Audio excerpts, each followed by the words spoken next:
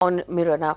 But moving on to the conversation that we are going to continue to have here on the 9 o'clock debate is that about the 10% quota. Now remember, the government pushed through what can only be described as pushed through both houses of parliament a 10% quota for economically weaker sections of society. Now there were lots of questions about this quota.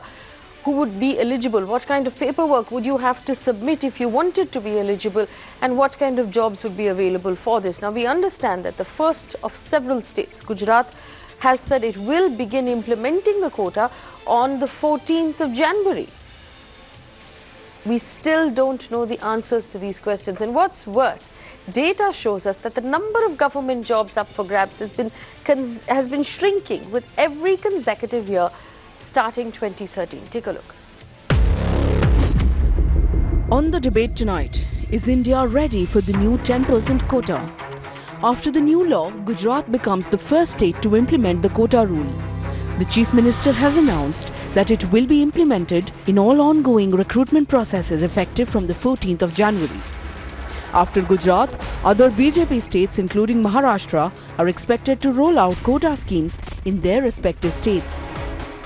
While the NDA is thumping its chest over the new quota scheme that was passed at a record speed by both the houses, India asks, where are the jobs? Jobs के लिए तो खाली फेंकने वाली बात है Modi government की कि ये होगा वो होगा, पर कुछ हो नहीं रहा है जॉब्स के मामले में। कहाँ जॉब मिले? कौन सी कंपनी में नहीं मिले, गवर्नमेंट में भी नहीं मिले और प्राइवेट में भी नहीं मिले। वो 10% आरक्षण अभी देंगे तो क्या मिलेगा उसमें? वैकेंसीज तो होती है कम और उसके कैंडिडेट्स होते हैं ज़्यादा, सभी को नहीं मिलता है। Even data accessed by Mirror now shows that government jobs are shrinking. पहले साल मिला था जॉब जिनको, अभी जॉब है या नहीं गवर्नमेंट तो कहाँ से देगा? टक्केवारी कहाँ से दे? 10% दो तो 20% दो। अभी तो जगह है या नहीं, काम ही नहीं आदमी के लिए, तो परसेंट कहाँ से देंगे वो? मैं बीटेक इंजीनियर हूँ मैकेनिकल डिपार्टमेंट से, लेकिन फ़ायदा क्या? How do you benefit? I am waiting for this time job. All Indian people something 70% jobless person, you see all people. As India continues to debate the new quota law, Mirror now asks, where are the jobs? Does the government have a plan to create new jobs? Let's debate. Well, this is what the numbers look like right now, and I'm holding them out. It is according to the Minister of State for Heavy Industries and Public Enterprises, Babul Supriyo, who submitted in Lok Sabha on the 11th of December. The total number of people employed by the Central Public Sector Enterprises, CPSE, during 2017-18 was 14.26 lakh, the lowest in the last 3 years. Those jobs have been coming down slowly but consecutively.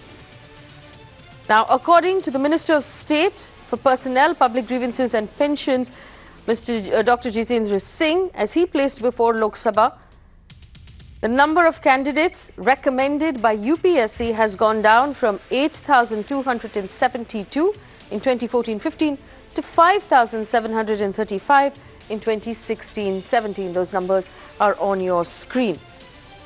The number of candidates empanelled and recruited by the railways, according to Dr. Jitendra Singh, Member of Parliament, was 47,000, I beg your pardon, in 2014-15. It has dropped to 26,000 in 2016-17. The numbers are sharply lower.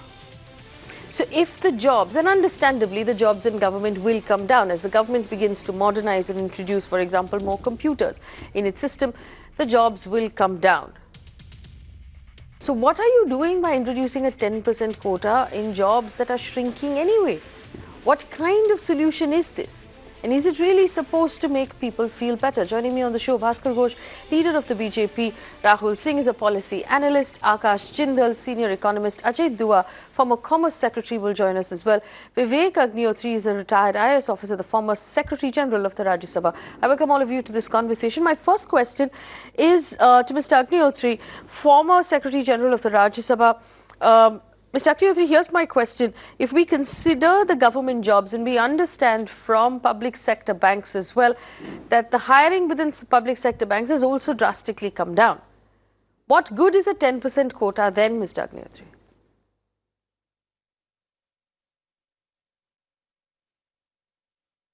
Well, to begin with, I would like to say that this whole reservation amendment to the Constitution providing 10% reservation for the economically backward people is going to be tested on the touchstone of two very landmark judgments of the Supreme Court. One of them is the Keshwanand Bharati case, which prescribed the basic structure. And it is being said that increasing the reservation quota from 50%, more than 50%, goes against the right to equality. And that is the part of the basic structure. The other judgment is the often quoted Indra Sawhney case, yes, where again they reaffirmed this 50% doctrine, but with some reservations, with some comments. And second, they said that economic criteria cannot be the sole criteria for making any reservation. This is one observation I would like to make. Second, as regards the shrinking of jobs, there is a paradox. In the sense, on the one hand, we find, as the data shows, that jobs are shrinking. But if you look at the backlog, there are huge backlogs. At any given point of time in central government, there are at least 500,000 jobs which are not filled up. So that is the paradox. If government can get over that, it may perhaps release a few more jobs than are available at the moment. Very well said. Akash Jindal, same question to you. Do you believe, given the data that we're looking at right now, we're not talking about the private sector, because this 10% quota doesn't apply to the private sector, it applies to the public sector. Now, public sector jobs are shrinking drastically. Is the 10% quota any sort of solution, Mr. Jindal?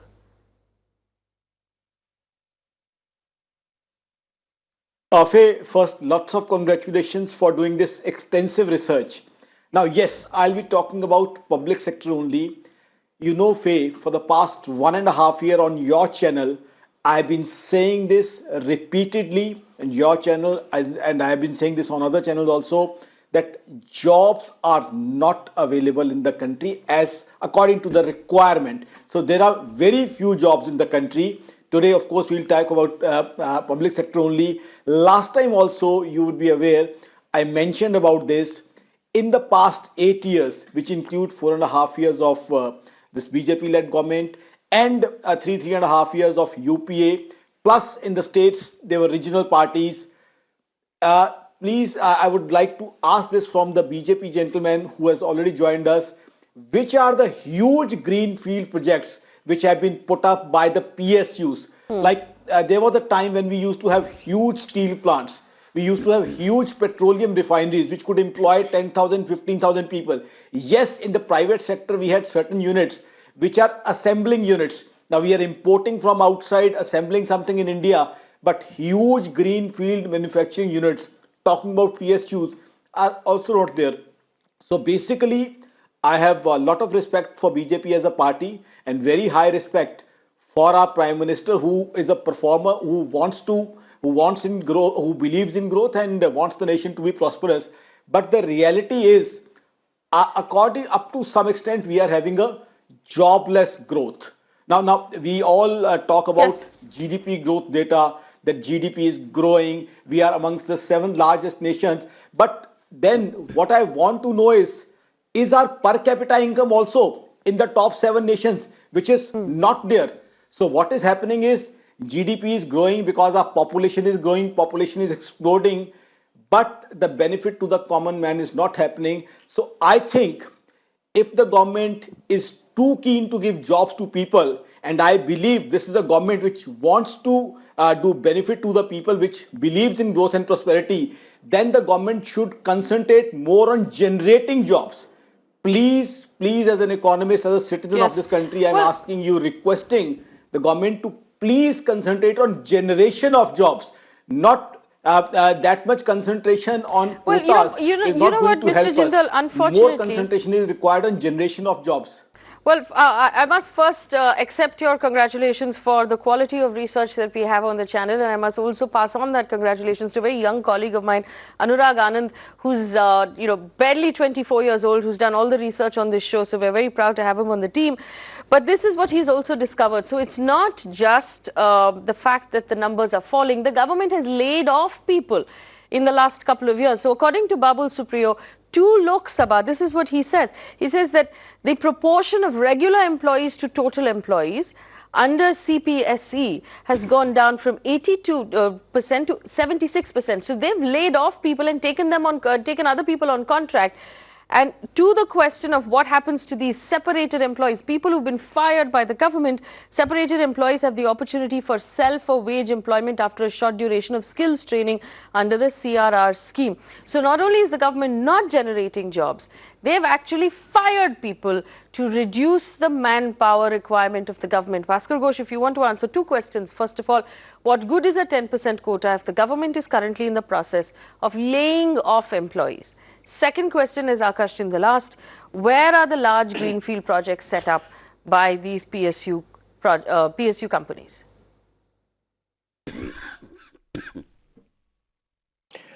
I think we should see the entire issue from two different perspectives.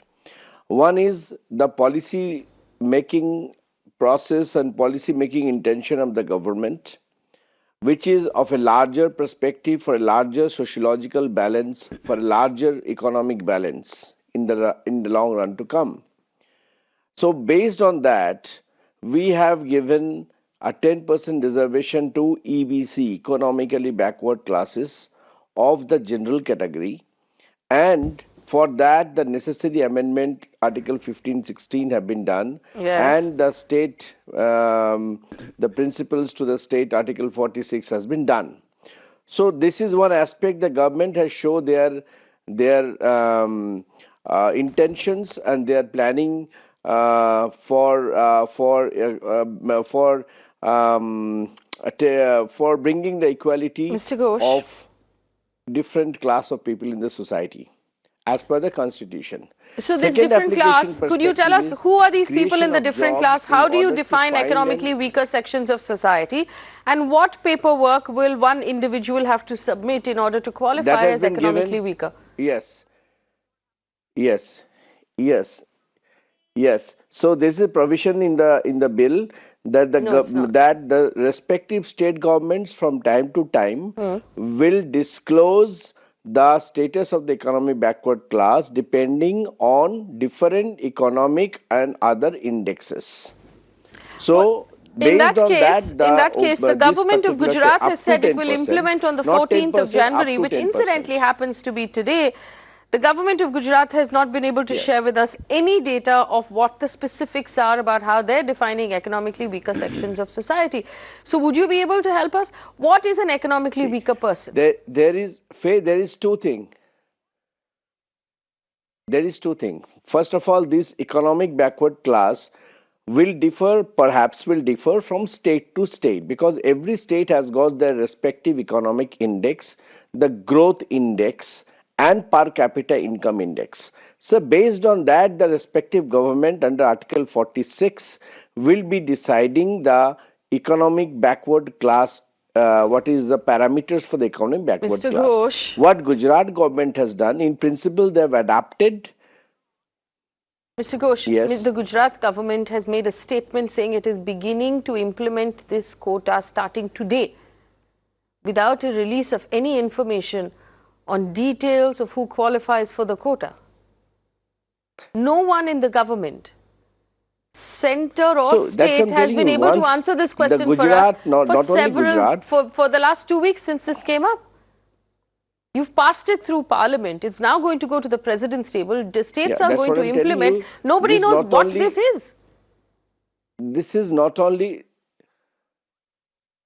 Gujarat, this is all BJP ruled state has declared that they will adopt it and they will implement it over the process of the time. But in principle, Gujarat has declared that they have adopted this particular this particular amendments, and they will, in process of time, they will implement in phase wise. So now So they I have to congratulate decide, you, they have Mr. to study, Ghosh, and they have that to Gujarat decide is that implementing. according I to do believe Gujarat, now what that is it's cleared by EBC. Parliament, all states will eventually implement, and they should. That's the process. But what are they implementing? Where is the data? What is the process? And now there is, from what we understand, a writ petition in Supreme Court. So obviously Gujarat has no intention of either coming up with specifics or waiting for Supreme Court. So I don't understand. What I want from you, Bhaskar Ghosh, is details of what this quota is. Who will qualify? What paperwork will this person have to submit? And if you don't have answers for that, then my next question is, if there are no jobs, what is the point of this 10% quota? In the bill, there is an upper limit and the lower limit given. In the bill, there is an upper limit and lower limit of 8 lakhs is given. Upper limit and lower limit of 8 lakhs in what? Family income?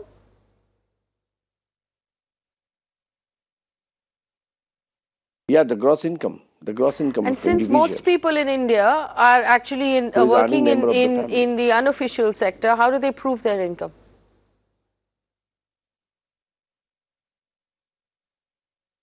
Yeah, there is lot of income documents available, and they will prove that in incomes. Which specific income document will they have to submit? They can if there are if they are within the income tax limits, then of course. If not, then they will have to declare the documents. So in this country, we are rich enough to pay income tax at 2.5 lakh rupees, and we will submit those income tax papers to the government for reservations. That's a dichotomy, Mr. Ghosh. But Akash Jindal wants to respond, and then I'll bring in Rahul Singh. Akash Jindal, you respond, please.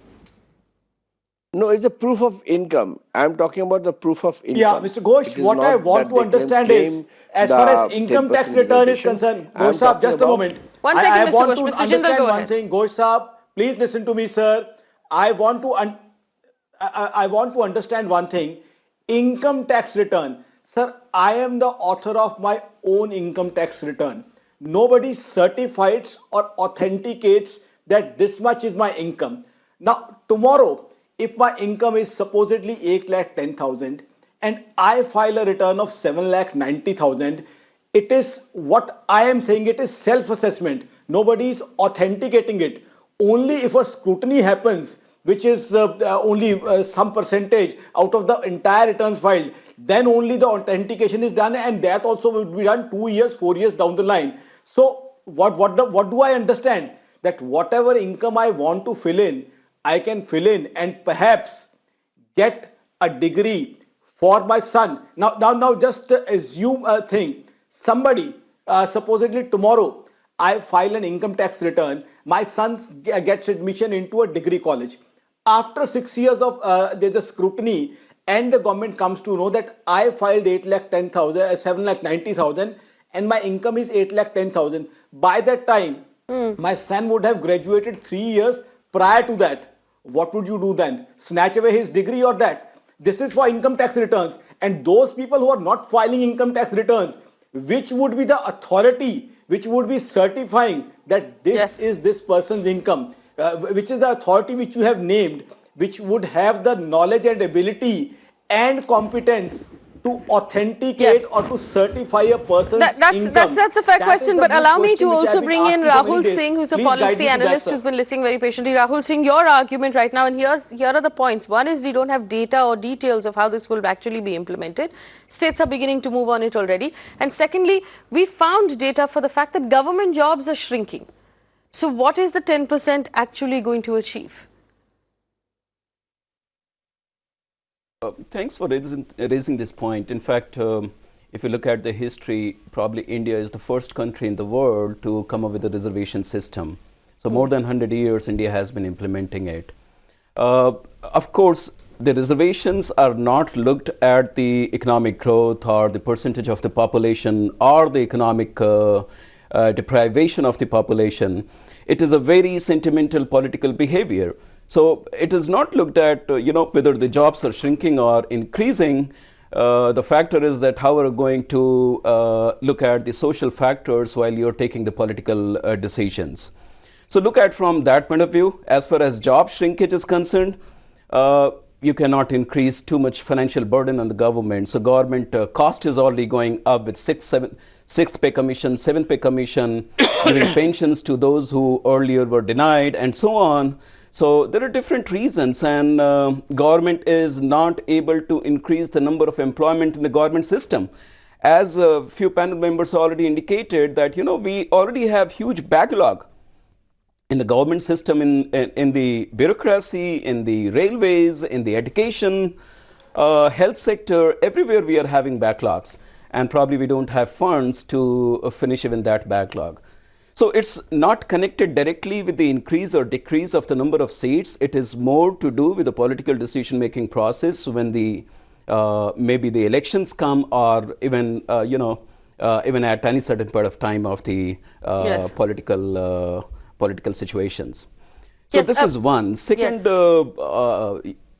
please, okay, go ahead, please. No, I just want to point out one thing. Bhaskar Ghosh said the proof of income, and I do believe he was just offering us a solution here, perhaps not exactly what the government is looking at.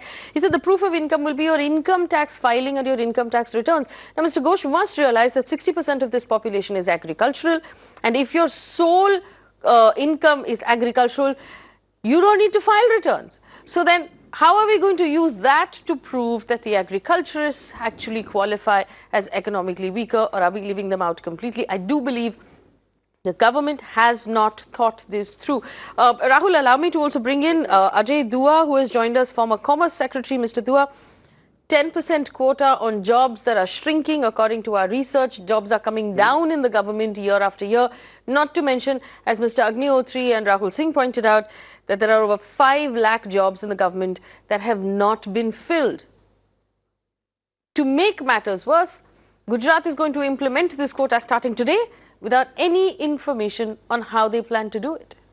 Mr. Dua, is this a solution to the problem of jobs at this point?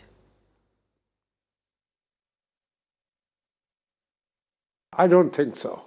It might be a good political move, and I would say the NDA, led by BJP, managed to corner almost all the opposition parties into supporting the constitutional amendment, and they gave them a Hobson's choice, and all of them had to raise their hands in the parliament, including in the Rajya Sabha, to support this bill, because no one, or support this constitutional amendment proposal, because no one wanted to be seen as opposing the upper caste, for whom no reservation existed, but who are really the beneficiaries of this constitutional amendment.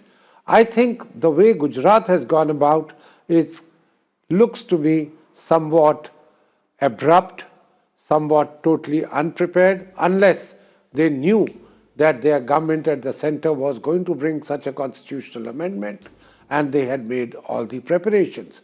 If you would recall, Faye, in 2016, at the height of the Patidar agitation in that state, yes, the government of Gujarat had actually, through an ordinance, proposed a 10% reservation for jobs for them, but the High Court had struck it down, and their appeal is still pending before the Supreme Court, which, according to one of their officials, and I don't agree with it, would automatically, should now lapse now that the Constitution stands amended, because the matter is already is sub judice before the Supreme Court. So I don't think it is that easy that they can go ahead and exceed the 50% quota.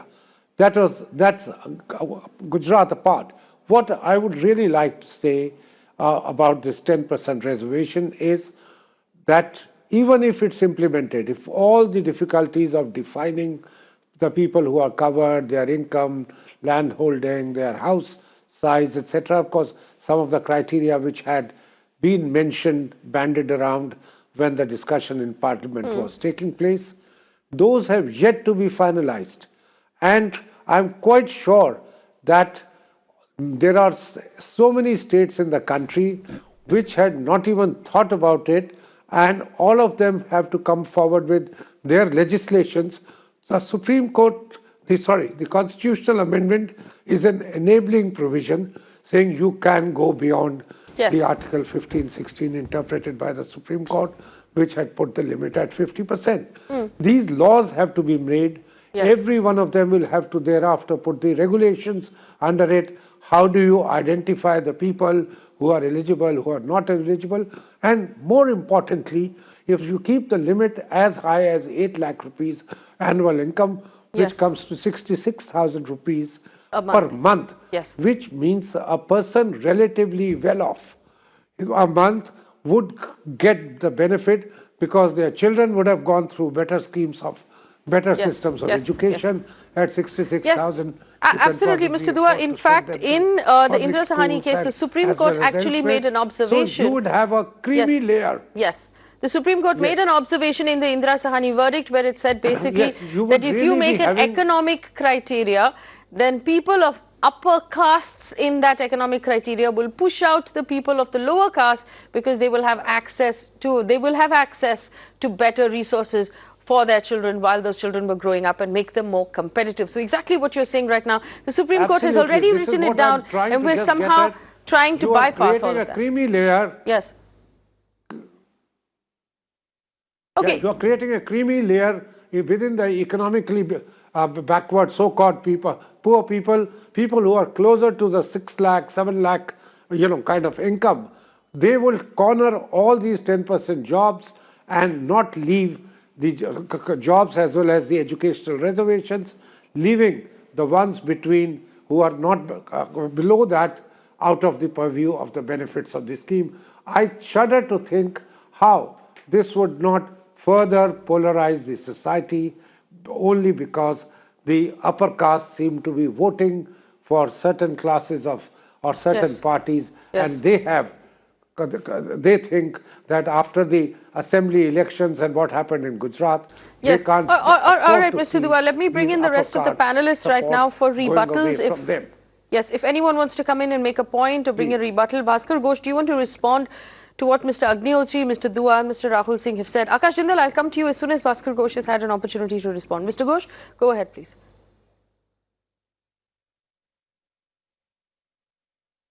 Yeah, first of all, what Mr. Jindal is talking about, that declaration, if finds to be wrong, then what happens?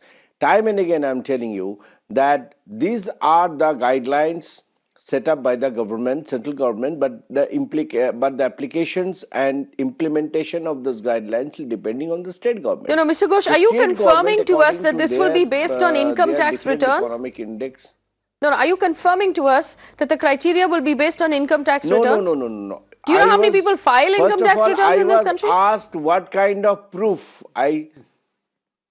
That's what I'm telling you. No. We are trying to make as much as possible income tax return applicants in this country. Number one. Number two. This is not a document. I just suggested that income tax proof could be a document, but of course it is depending on the state government to decide what kind of income documents they will, first of all, where they want to implement, what is the index, and what are the documents required will be decided by the state government. And that is why Article 46, the provision on Article 46 of the state laws, or we call it the directive principles, have been given the authority. So now, just for the sake of discussion, I was suggesting it. But obviously, there could be other documents. All right. Other documents in the states will. So do we know, has Gujarat decided, Mr. Ghosh, since Gujarat is already ready off the mark, they're implementing according to the Chief Minister today. Do we know what Gujarat is going to implement? Have they even found out what these documents are? Yeah. Gujarat has just announced that they will adapt and they will start implementing it. How? But of course, what Mr. Ajay Dua has told, it will take some time to study the. So then what are we making election statements here that we are going to implement on the 14th of January? Someone will show up tomorrow in the Chief Minister's office looking for a job. We have no intention of implementing on the 14th of January. These are election promises which are very different from policy decisions. We should make that clear to our audience. These are not election promises. Why you are addressing as the election commitment? This is a central government on the 9th of January has has passed from both the houses, and Rashtrapati has signed it, and they have shown they will Rashtrapati has not signed it. There's nothing to do with the election Mr. statement Ghosh, or the election. Rashtrapati has not signed it yet. Yeah, but I want to point out, and I'm not questioning any of that. My question has been the same for over a week. Who qualifies? What documents do I have to submit to qualify? What are the bylaws of this? And you kept saying states will decide, and that was fine. But now the state has begun to implement without deciding anything. So I don't understand how this is going to even happen. How are we expecting to implement this? And the state government has put out a date. I haven't. They've said the 14th of January, and lo and behold, today is the 14th of January. So how are we doing this? Mr. Agnihotri, please go ahead.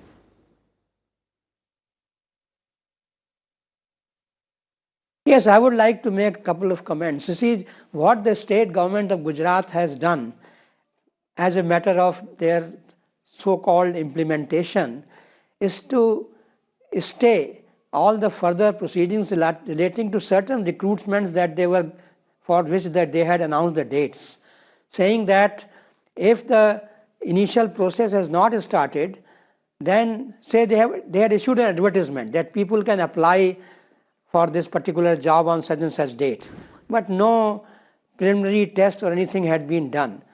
So those dates are not material. Now the revised dates will be announced as and when the government is ready. That is one point I wanted to make. Second is that the President has signed. The President has signed. He has assented to the amendment on this Saturday. And it is now the 103rd Constitutional Amendment Bill, Act, sorry. So it is the Constitution 103rd Amendment Act, yes. 2019. So President has signed.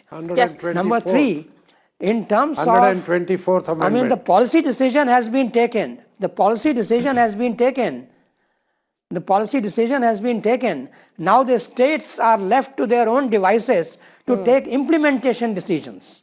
So now the Gujarat government will also start thinking in terms of how to implement. They have only stayed the recruitment process so that they have some time to find out how to implement it. But as Mr. Dua said, that they had done some preliminary homework maybe in 2016 when they issued the ordinance, and therefore they may be perhaps a bit, off the mark earlier than others.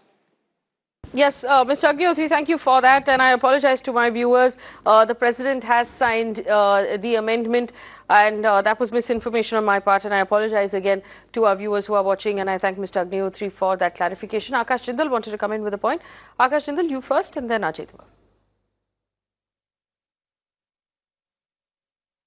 Yeah, see, Mr. Ghosh, there are certain things which I want to understand. When you talk about PSUs, central government PSUs, now we are talking about the states having criteria. For huge PSUs, the central PSUs, which state would set the criteria, or would it be a central government criteria? Secondly, there would be a very strange and interesting situation if state number 1 has a criteria of 40,000, state number 2 has a criteria of 50,000, state number 3 has a criteria of 60,000. According to the incomes of their local people, what would happen? Many of the state government jobs are such which are open to all people from all states. So then what would happen? In the state where the criteria would be 60,000, many of the people from the other states would be going and applying for that job. So what would happen is perhaps the job would be even restricted to an even more limited number in that state. And supposedly the criteria is 40,000 for a state. Then people who are below that line would be going to that state. I asked earlier also from one of your colleagues from BJP, the party whom I have very high respect, that in case the economically weaker section has to be helped, why can't we keep it the BPL category, below poverty line category? So below poverty line people, we can help them. Here, do we actually want to help the economically weaker sections or the middle class? Because whatever you also mentioned about 8 lakh rupees, I have said this earlier also, a family earning 7,99,000 rupees in this country, I don't think, I have been analyzing the economy of this country for years. I don't think I can call it a below EWS family. I would call it a middle class family, a family which is earning 7,99,000. Yes. Or many families. I earlier gave example in Northwest Delhi who are owning land 70, 80 square yards, which would be perhaps 2 or 3 CR. I mean, so how can we term them as economically weaker section? And how about people from one state going to another state on the basis of criteria? Because different criteria would create a lot of complications. Please answer that question. All right, Mr. Jindal. Okay, I understood. I have two people on the phone line I want to bring in. Yes. Two people on the phone line. Satyam is on the phone line from Ahmedabad. Very quickly, Satyam, what's your point?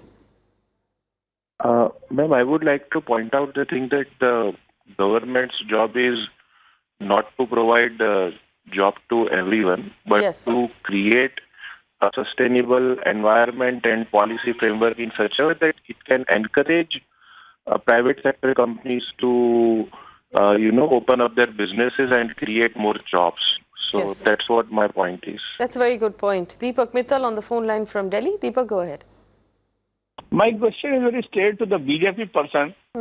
May I know as to what holds the Modi government, who has been in power for the last 4.5 years, to open up all the jobs which are still not being advertised and people are not being hired? Any one specific reason? I want a very clear answer to a very clear question. Very good. That's a very good question. Is there a reason why the vacancies, and we understand over 500,000 vacancies in the government right now, have not been filled? Mr. Ghosh, do you want to answer that question?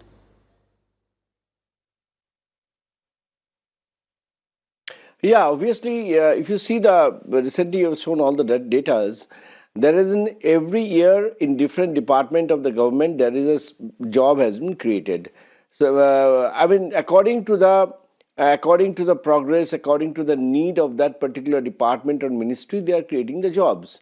Now the government is also concerned about the creation of jobs, but that should not be a burden of the ministry and their growth plans, their different projects going and their requirement in administrative and other departments. So what is the gentleman is asking that why we are not opening? It is depending on also the budgetary provision. It is depending on the respective ministries' provisions, departments' provisions, and whatever is maximum could be done. If you compare this with the earlier government, whatever maximum could be done, we are doing it. It may not be suffice. It may not be sufficient. I just want to point out our research. We are doing it. Our research also points out. Okay, Mr. Ghosh. 15.66 lakh, and then. Yes, Mr. Ghosh, our research also points out to the fact that a lot of the police forces across the country are understaffed, but we still haven't filled all those vacancies. So that might not necessarily be true. Ajit Dua wants to come in. Ajit Dua, former Commerce Secretary. Please go ahead, Mr. Dua. Two observations, particularly with respect to the questions which were put to you, Faye. First, I think there is no valid reason why, if jobs have been created, sanctioned within the federal government, the union government, why they shouldn't have been filled up. Making provision in the budgets of the ministries, etc., is totally linked to their projects as well as the jobs. I think there is deliberate attempt not to fill up the jobs, and many governments have done that in the past, not only this one, saying these we may have the sanctions, but we do not have that much of responsibility, we do not have that much of accommodation, and more so, we do not have so many selectors, whether it's in the Subordinate Services Commission or in the Reserve Bank's own recruitment system, the railway recruitment system, where we know people who are holding PhD degrees had applied for jobs of peons. About over a couple of crore people applied for 90,000 jobs in the railways last year.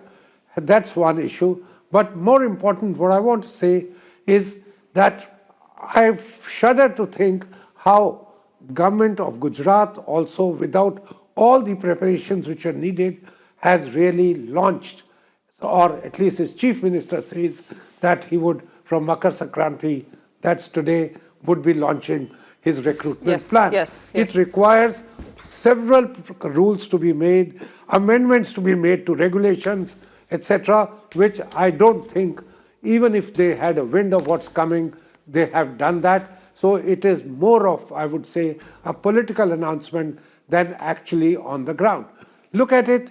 If central government, state government could do it, why didn't the central government announce for its own employees as well as for central public sector undertakings, railways and Reserve Bank, etc.? Because the regulations are not ready. All that has happened is now the governments, the federal government as well as the state governments have been enabled to do it, and it will take quite a while before things or actual recruitment on the ground starts happening under the new dispensation. And yes or no question, Mr. Dua, is it likely that this will be stopped by a court before those rules are even ready?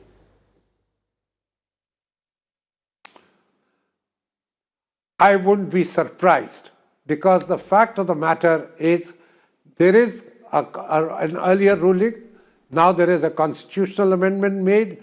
The courts have to look at it in the entirety of things, that if more than 50% admissions, now extending even to private institutions, not just aided, is going to be reserved. Mr. Dua, forgive me for interrupting you. Is that a good way forward? Yes. Similarly, forgive me for interrupting you, but I've completely run out of time. But we're going to keep coming back to this, because this 10% quota could either be something that affects us all, or is something that will never see the light of day because it's so complicated and the courts will have to now examine it. What we present before you today is simply this. The Gujarat government says that it will implement the quota starting today, but there are no regulations, there's no clarity, there's absolutely no system in place as to who qualifies, what documents they will have to submit, and how this is going to work. Worse still, we understand from research that we've dug up, which is perfectly available in the public space, that government jobs have been shrinking year after year, department after department. So if that's the case, if there are fewer and fewer government jobs every year, what are we going to do with that 10% quota? Where are the jobs to fit that quota into?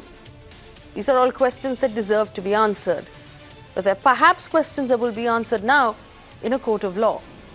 We'll bring you updates of this story as and when they happen. But in the meantime, it's important to realize the closer we get to elections in this country, almost everything you see happen in and around Delhi will be election focused. Thanks for watching.